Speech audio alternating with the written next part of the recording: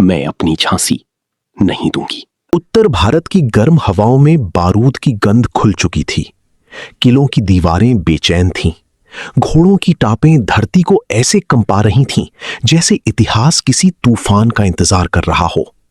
और उस तूफान के बीच एक नाम आग बनकर उभर रहा था, झांसी। एक ऐसा राज्य जिसकी गलियों में तलवारें सिर्फ लोहे की नहीं, सम्मान की हुआ करती थीं। लेकिन उस समय ईस्ट इंडिया कंपनी की नजर सिर्फ जमीन पर नहीं थी, वो भारत की आत्मा पर कब्जा करना चाहती थी। डलहौजी की डॉक्ट्रिन ऑफ लैप्स, एक ऐसा कानून जिसने कई रियासतों को निगल लिया। और फिर उस कानून की काली छाया झांसी तक पहुंच गई। राजा गंगाधर राव की मृत्यु के बाद महल में सन्नाटा छा गया। दियों की लौ कांप रही थी। महल की औरतों की आंखों में डर था। और सिंहासन के सामने सफेद साड़ी में खड़ी एक स्त्री चुपचाप अंग्रेजी फरमान सुन रही थी, रानी लक्ष्मीबाई।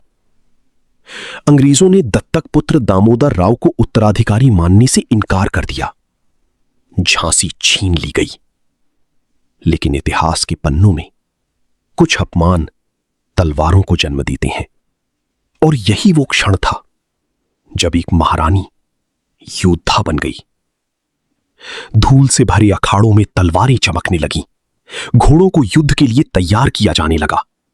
महल के भीतर औरतें तक हथियार चलाना सीख रही थीं। झांसी अब एक किला नहीं, एक जलता हुआ संकल्प बन चुका था। उस समय भारत के कई हिस्सों में विद्रोह भड़क चुका था। मेरठ, कानपुर, दिल्ली। झांसी अब एक किला नहीं, एक जलता हुआ संकल्प बन चुका था।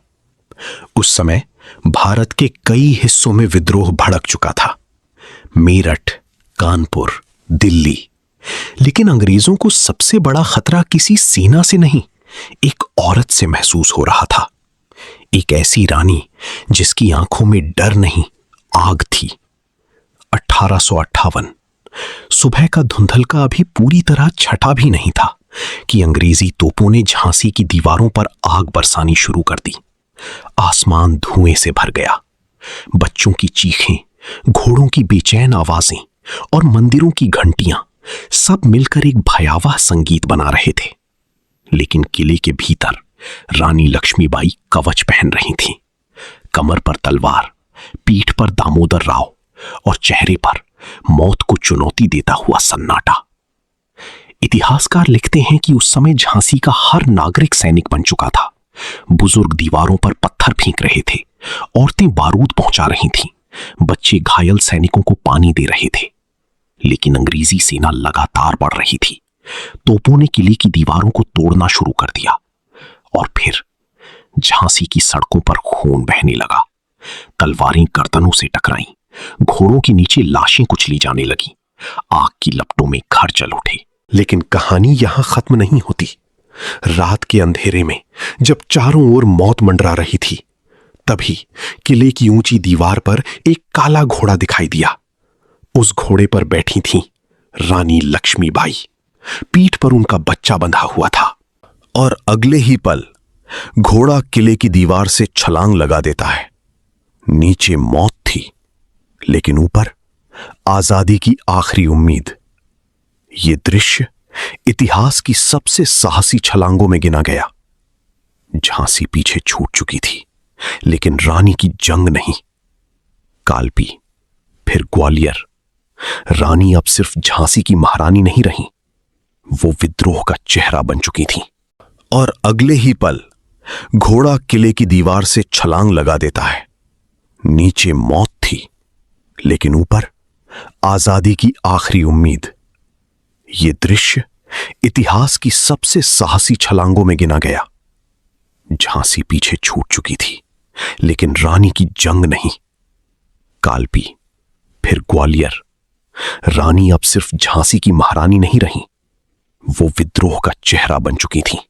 उस समय ग्वालियर का किला भारत के सबसे मजबूत किलों में गिना जाता था। और जब विद्रोहियों ने उस पर कब्जा किया तो अंग्रेजी हुकूमत के भीतर डर फैल गया। लेकिन फिर एक विश्वासघात हुआ। कुछ भारतीय राजाओं ने अंग्रेजों का साथ दे दिया। इतिहास के पन्नों में हर हार के पीछे एक गद्दार जरूर मिलता है। जून 1858, ग्वालियर के पास कोटा की सराय।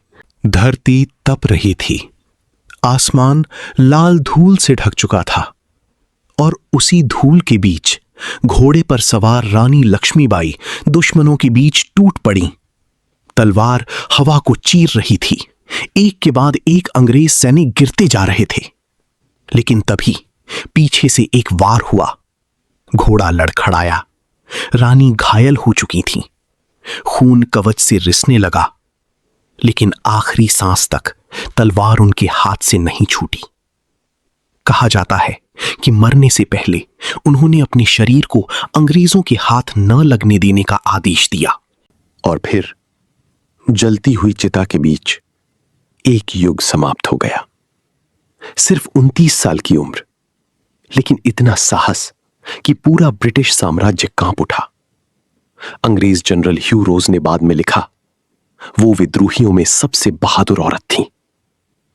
लेकिन इतिहास के पन्नों में रानी लक्ष्मीबाई सिर्फ एक औरत नहीं थी। वो उस भारत की आवाज थी जो गुलामी में सांस लेने से इनकार कर रहा था। आज भी जब झांसी के किले पर शाम उतरती है तो हवा में घोड़ों की टापें सुनाई देती हैं, जली हुई बारूद की गंध महसूस होती है और ऐसा लगता है मानो इतिहास अब भी फुसफुसाकर कह रहा हो,